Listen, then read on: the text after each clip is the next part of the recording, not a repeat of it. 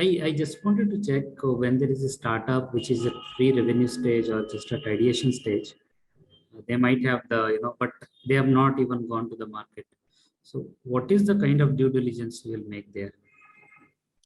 In that case, if this is just an idea, you can only do the due diligence of the founder, the idea, the market size, but nothing much is available in our hands. So it's a kind of, higher risk in comparison to a startup which is making revenue.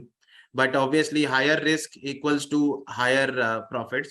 And that is why we ask all the founders, all the investors to just put in 50,000 and only put that amount if you can afford to lose.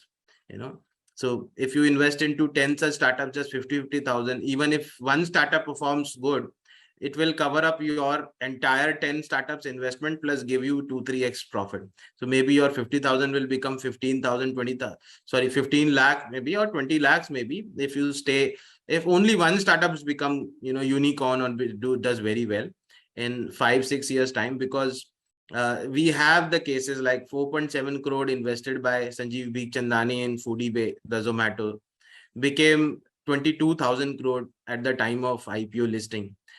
So, and there are certain failure stories as well. People invested crores into companies, local bania went off in the air. So both sides are there.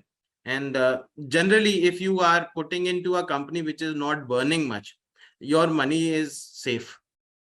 And in this case, idea stage startup, we check, what is the background of the founder. So whether they will be able to exercise the buyback.